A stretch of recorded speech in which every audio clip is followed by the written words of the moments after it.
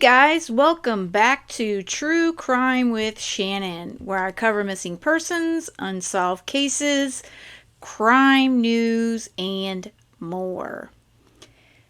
Well, I have been wrapped up in the Letitia Stouch case this week, and I will have a video forthcoming on that probably tomorrow evening.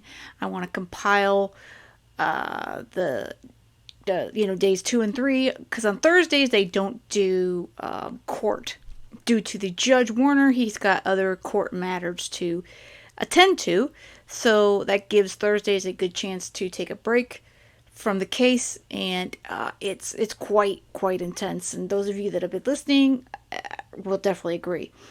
So I wanted to do a bit on the Stephen Smith case. There's been quite a bit of movement.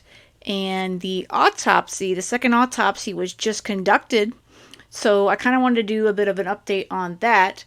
But to get everybody kind of caught up on this one, because I'm also following this one, we did find out that there are 2 potential suspects, according to media reports. Now, for those that are not as familiar with the Stephen Smith case, Stephen Smith's body was found in the middle of a Hampton County road in 2015. This is in South Carolina.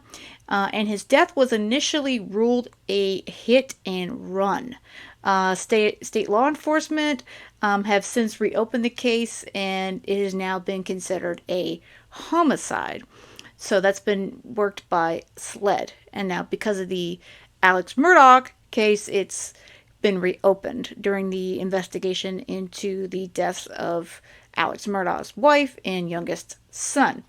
Now, case files that were reviewed by a WTOC TV show that someone called the police back in December of 2015 to report 2 young men saying that they hit Stephen Smith with a truck. Now, this tip was discussed on a phone call between a now retired Corporal Michael Duncan with the South Carolina Highway Patrol and former Hampton County Officer Nick Ginn.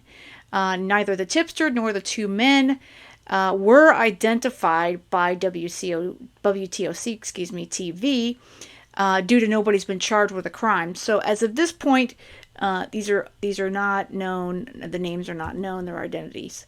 Now, what we've learned is, according to WTOC, this is what he was told. He said, person 1 came over to the house and told me that person 2 was drunk and hit something. He said he went back the next day to see what he had hit and saw a lot of police activity.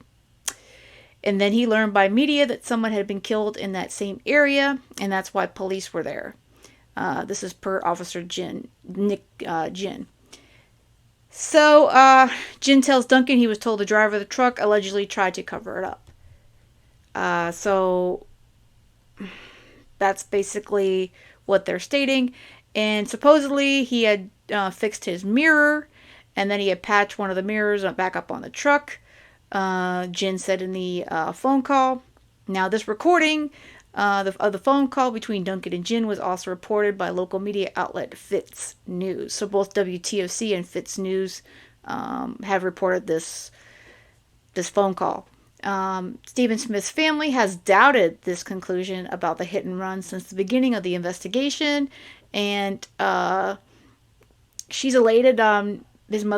Stephen's mother's elated that police are now considering it a homicide. So at this point, we know since summer of 2021, South Carolina Law Enforcement Division, otherwise known as SLED, had reopened the case, and it has recently been classified a homicide. So that's the good news as far as Stephen Smith is concerned. So that doesn't look like there would be any ties to the Murdaugh family. But again, we don't know if that's true or has anything related to the case. It's just looks like, from a tipster.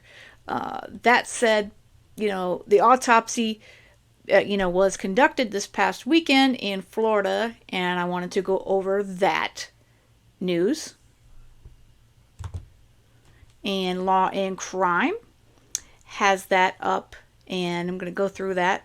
The exhumation of Stephen Smith's body and second autopsy was conducted quietly over the weekend in Tampa, Florida, as an independent group of forensic experts worked to determine how and why the 19-year-old died in July of 2015 and why his body ended up in the middle of a Hampton County, South Carolina road.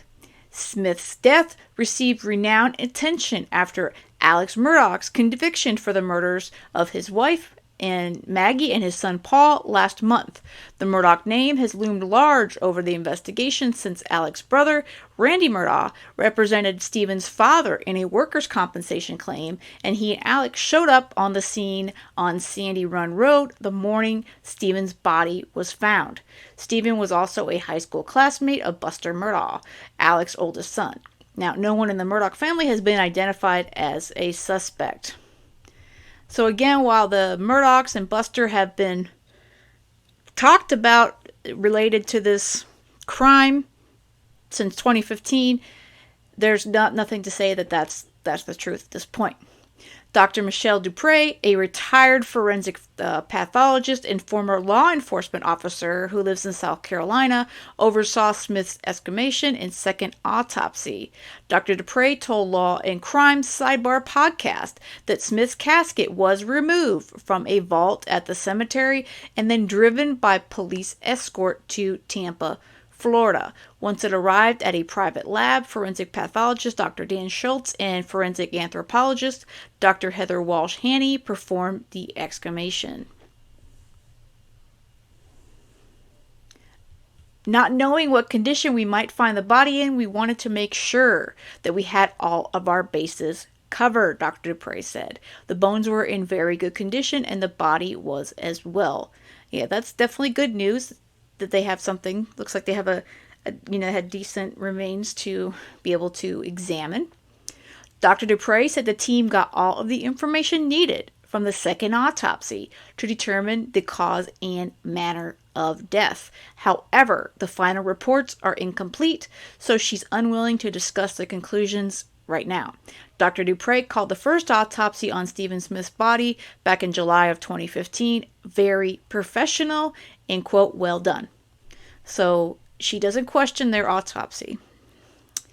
The autopsy results have come under fire by some law enforcement officers as well as Smith's family because pathologist Dr. Aaron Presnell determined that the 19-year-old died from a head trauma caused by a vehicle and labeled the manner of death undetermined instead of homicide. Some investigators have criticized Dr. Presnell's findings because she labeled the death a hit and run because Stephen Smith's body was found in the road. Now, I've seen some of the photos. They have been blurred out, and I hesitate to post them here, and I probably won't. If I do, they will be under heavy trigger warning, but I don't think there's a need to see them, at least at this point. It is very strange how his body was found, so I don't know. I feel like if it was a hit and run, there was more to it than just the hit and run. I believe a person or persons were involved in potentially disturbing the body, or maybe he was still alive. They did something else to him. Something else happened there. If a hit and run happened, it was not, the first and last thing that happened, in my opinion. An autopsy is an opinion of that person, the pathologist doing the exam. So it's an opinion, Dr. Dupre noted. That was just an unfortunate statement, really. If we find a body in a swimming pool, we don't say they drowned because they were in the pool. We say they drowned because of the evidence. And again, that I think it was just a misstatement. I think she probably regrets it. Well, I hope so, because it does seem like, again, that there's something more to it just beyond a simple hit and run. Dr. Dupre also called the decision to perform a R-kit on Smith in 2015 thorough, given the circumstances under which his body was found. Yet a lot of folks have questioned why would they perform an SA kit on him. But, again, they look like it was being a thorough exam. Dupre said they would be done with a female or male during an autopsy. So really, it had nothing to do with anything, but they said they're saying it was pretty, just a thorough, making sure everything was all, you know, T's were crossed, I's were dotted, T's were crossed. As the second autopsy was conducted, another part of the investigation began last weekend. Dr. Kenny Kinsey, a crime scene reconstruction expert who testified for the prosecution in Alex Murdaugh's double murder trial, has been retained to lead the independent investigation into Smith's death. Kinsey has been involved in more than 800 death investigations and has founded Kenny Kinsey and Associates LLC since the Murdaugh trial. Yeah, that trial definitely gave a lot of folks a lot more, tension, that's for sure. Same thing happened with the Johnny Depp trial, and it does happen for a lot of these big trials. Dr. Kinsey told the Law and Crime Network's Anjani Levy that he spent part of the weekend at the scene on Sandy Run Road taking measurements and surveying the area where Smith's body was found nearly 8 years ago. I did a lot of walking in the woods, out of the woods, on the pavement, a lot of measurement, Dr. Kinsey said. I'd start over and get back in the vehicle and clock it again and use some Google and satellite imagery, that kind of thing. Dr. Kinsey said there are 4 or 5 possibilities about what happened to Stephen Smith on July 8th, 2015, including the possibility that he was a victim of a hit-and-run driver.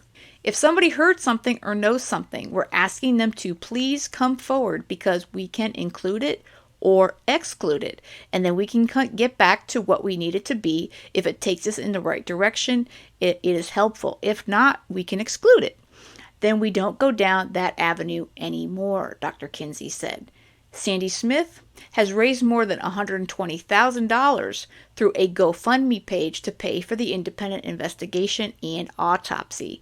Now she's allocating $35,000 as a reward for information that leads to the arrest and conviction of the person or persons who killed her son. Tips can be emailed to SLED, South Carolina Law Enforcement Division, at tips@sled.sc.gov. Tips can be also phoned in to SLED by calling 803-737-9000 and asking for investigative services. You can also email tips through the firm representing Sandy Smith, Bland Richter. And that's pretty much the update.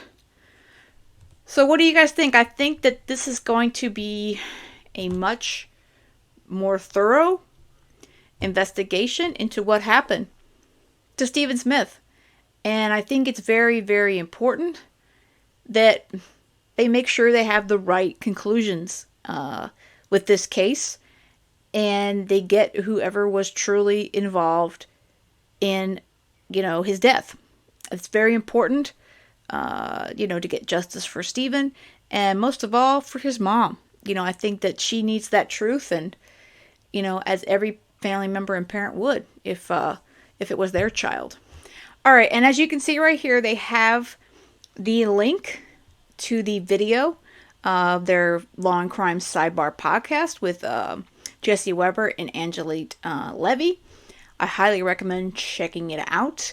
It's always an excellent podcast, and they go through the whole exclamation there and everything currently happening with the case to find out the answers and to get, the justice that Stephen Smith rightly deserves in his case.